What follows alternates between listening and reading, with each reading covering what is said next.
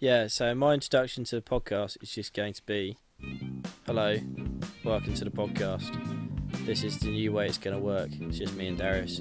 No way we can phone the parents. WhatsApp family group chat. Matt, Nick, have gone. It's just us.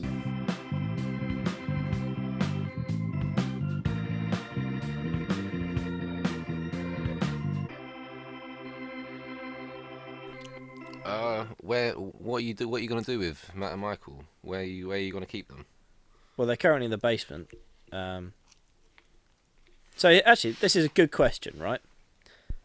You kidnap someone, where do you put them? Oh mate, you know what? Yeah. I'm probably just leaving them on the side of the road, but like in like a bad road, probably like Lewisham maybe. I was driving around Lewisham earlier, actually. Yeah, and I'm sure you see bodies there all the time. If you just leave it in like a park around Lewisham, I'm sure it'll be weeks till anyone asks any questions. Yeah, I mean, I guess that's what you want to. Depends what you want to do with it, because obviously, if you want to kidnap them to, keep them for whatever reason, then leaving them by the side of the road in Lewisham, I guess, isn't going to do the job. I meant more sort of, do you keep them in sort of a warehouse, and whenever you need to use them, Okay, it's not go just to them, or it's not just hiding the body. No, that's a different question You itself. want to keep it. We'll get to hiding bodies. Oh god. I mean, when you kidnap someone, where do you keep them? Okay, yeah, probably like the kitchen, man. You know what I mean? Probably The kitchen. Probably like the airing cupboard in the kitchen. Is Like, that? Oh, okay. It's quite like dry in there, good temperature. It's nice and moist. You keep them sort of like Yeah, it's next to the crisps. next to the crisps. Yeah, where do you keep your crisps? This is quite a British thing. A lot of people do like on top of the fridge. Well, we've got there's a bit where we've got the toaster and we've got a George Foreman grill. So there's a bit there that we keep them, or outside in the fridge outside we put them on top of there. That's a bit outrageous to keep your crisps outside. Well, it's not just. I don't live on a council estate where the fridge is outside in the garden. There's a building which you put it in.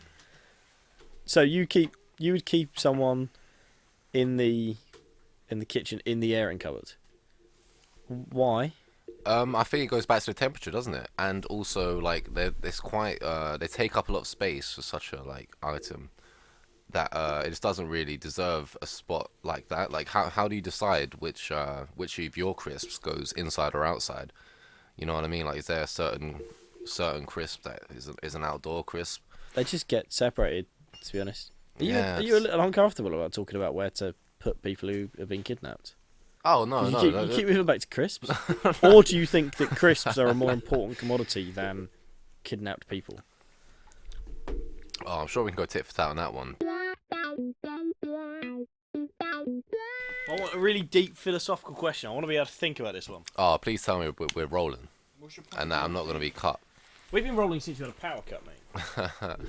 I was out for dinner yesterday, old brother's birthday, and they do a lot of birthday clapping and singing. I'm not a fan of it personally. I kind of lip sync and do a very faint two-fingered clap. I was curious to get your thoughts on public clapping events and birthday singing in general. So clapping, I think, is fine. I think you look like a bit of an idiot if you're just doing a two-finger clap. Oh, but I think think it shows a bit of respect. If you're gonna clap, It's kind of a fancy clap. clap. What?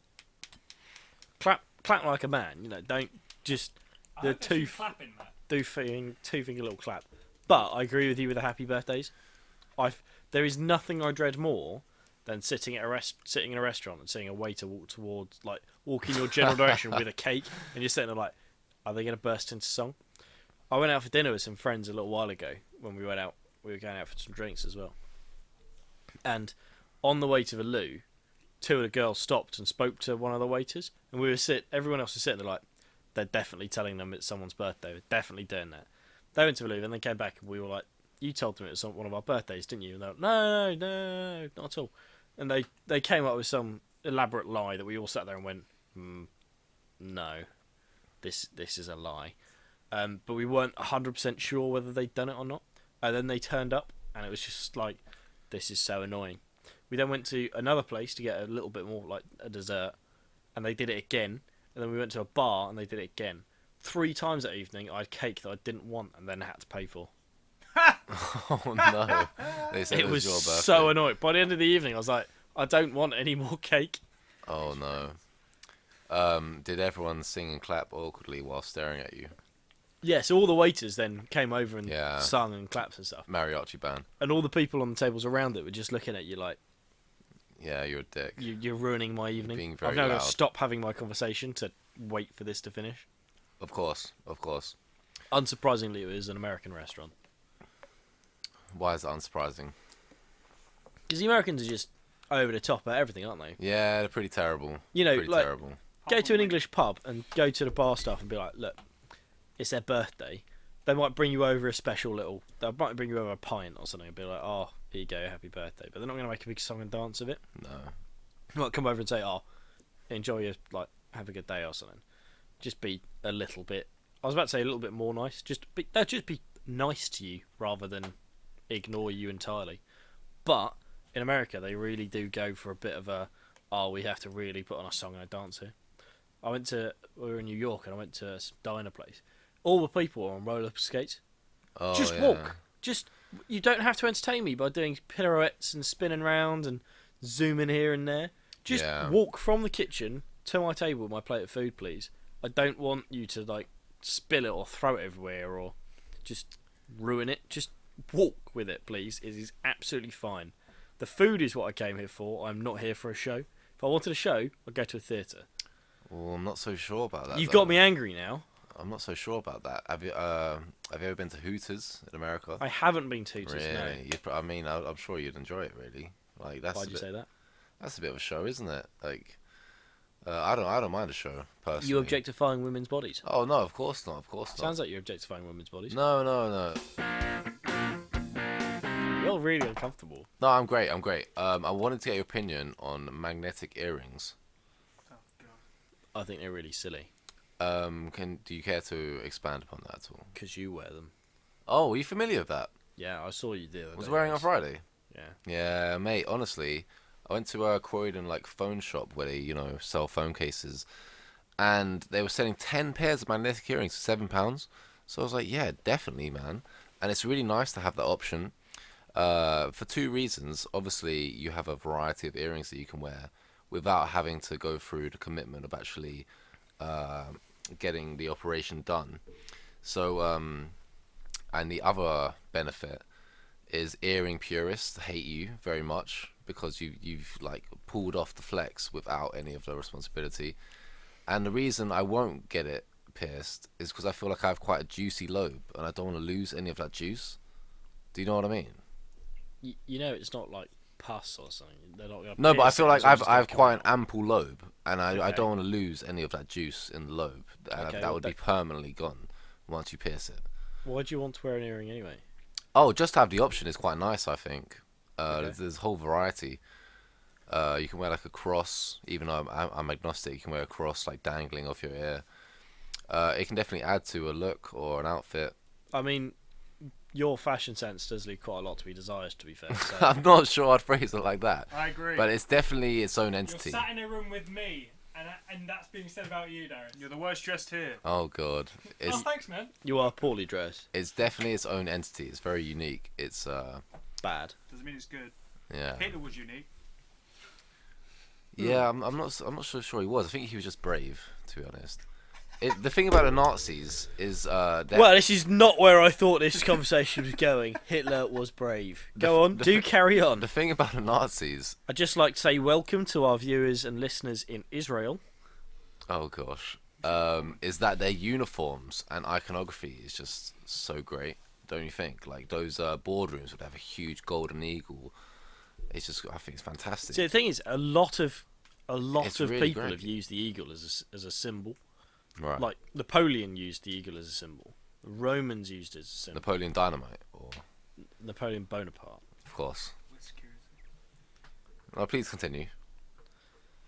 Yeah, it's not a fairly common symbol. I mean, the US during the war used eagles, so I don't think they're particularly. I know what you mean, but I don't think it's particularly sort of like, oh yeah, this is kind of cool sort of thing. The Nazi iconography is just really great, I think, for sure. Yeah, I wouldn't go that. I wouldn't phrase it like that. E- It's e- it's e- e- powerful. Even that moustache. It's just pretty fantastic, I think. Are we still? You doing Movember? Yeah. Is that what's going on Sort here? of, yeah. Yeah. But I'm just like to clarify, it's a proper moustache rather than a toothbrush moustache. It reaches the corners of my lips. Yeah, no, it's definitely a respectable moustache. For sure. I'm gonna like do what you did and just spend months growing it out, and I don't really care that I go through that hobo phase. I spent years growing it. Yeah. I spent like a good 2 years growing my beard, and then I shaved it and I cried. I was Mate, genuinely very miserable. I My would've- girlfriend, like the day after, kept being like, "You all right?" I was like, "Yeah," and she was like, "Is it your beard?" Yeah. I was genuinely miserable for about 2 days. Well, you saw me when I was freshly shaven. It's just not the same, is it? But you don't look very good with a beard. Oh god. I feel like probably stubble's the best option for me, but it's nice having the option of a beard. It's like it's kind of its own. Yeah, it's nice being able to grow a beard, isn't it, Oh Michael? god. Yeah, no, it's great. It's great. Yeah, great having the option. We were at I'll let Scout. you know when I get the option for it. We were at Scouts the other day, and one of the scouts came up to me and said, "You look like a Barbie doll because you've got really smooth face now. You don't have a beard." And I turned around. I shaved that morning, but I had a hefty stubble. And Mick was like, "Oh yeah, no, leave my face alone. I shaved like 2 or 3 days ago, and it was smooth as a baby's bum." All right. So, are you familiar with dual pouch undergarments? Dual pouch undergarments. Yeah. Are you See, now familiar? dual pouch makes me think there's 2 pouches. You're not wrong. You're not But- wrong. I know of single pouches, like you've played. I imagine other sports have them, but hockey goalkeepers tend to have them. They have the little pouch for a cup to slip in at the front. Right. But I don't know right. about dual pouches. Okay, yeah. So multiple pouches here, just the 2 of them. So basically, there's a step-by-step guide on how to put them on, because I guess some people go dick first, then legs. Like I don't know why there's a step-by-step guide. You know what I mean? That was very weird. But you have to guide your scrotum into the lower pouch while directing your penis into the front pouch. It's quite bizarre. Why but do you need that? I'm so intrigued though, because it might be comfortable, but then I can see that kind of barrier. But it'd be good urinal banter though. Like what are you doing? I'm just guiding my scrotum into the lower pouch, whilst directing. Now, my penis. anyone listening to this who is female and doesn't understand male urinal etiquette, it is absolutely forbidden to talk to somebody at the urinal. You cannot. Oh, get out of it! In particular, you It's cannot turn definitely- around and say the phrase, "I'm guiding my testicles." Don't mind me. That's not a phrase that you should be able to use comfortably in that circumstance. You shouldn't be able to talk to anyone. It's all good enough. Like at work, if I go to the loo, and just had a coffee, just had breakfast, need to sit down for 5 minutes. You sit down, and then you go out, and then you see someone else who works in your office at the urinals. It is really awkward. Oh, come on. Sorry, go on. I'll let you finish. No, I just find that a bit awkward because it's like, yep, hello. Just gonna wash my hands and then go back to the office. And then you go back to the office, and then they come in, and you sort of look at each other, and you're like, yeah, I don't know, that just feels weird. Yeah, I mean, in the office is not ideal. That's true. But even then, you can make a little comment about Rachel's really annoying, isn't she? Or something about HR. There's definitely banter to be had. It's funny you say about urinal etiquette. I mean, being like tipsy in a pub, that's definitely the perfect time to do it. Yeah. Oh, you're on it. Yeah, I agree that it the office changes is when a you bit get awkward. when you get a little bit drunk because you then stand there and get cocky, put your hands in like your pockets, and you're swaying a bit and Yeah, and leaning back and yeah, Yeah. my go-to is talking about the urinal brand Armitage Shanks. Are you familiar? I am familiar with Armitage Shanks. Really? Yeah, like I mean, Well, it's just almost all urinals, isn't it? yeah, every man should be because you just stare at it. I mean, Almost every day. Yeah, and they've just cornered the urinal market. They must have a good offer on something. They must just have it down, Well, I doubt there's much competition because, like, with cars and stuff, you can get, oh, my one's faster than yours, or my one looks cooler.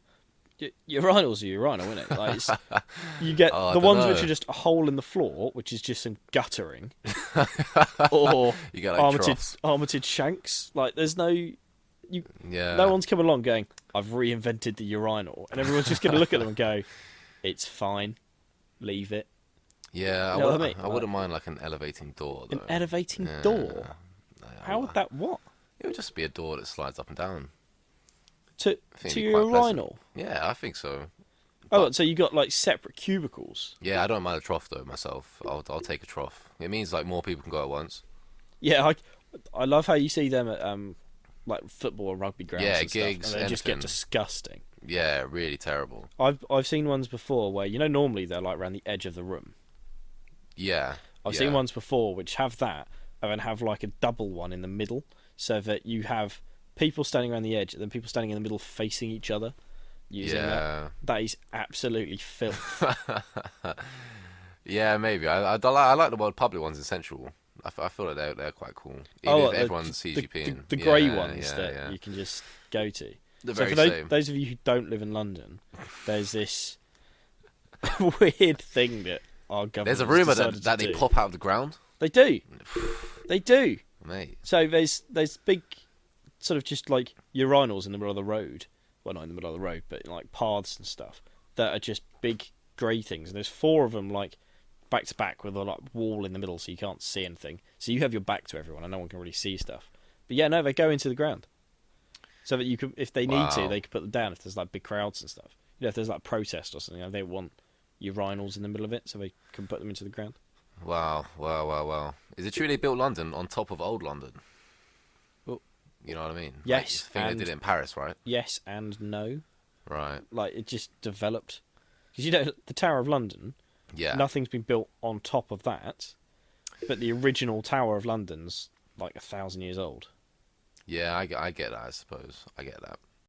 Hey, thanks for listening to our podcast. Don't forget to give that follow or subscribe button a click so you don't miss out on any future episodes. You need some punctuation in there.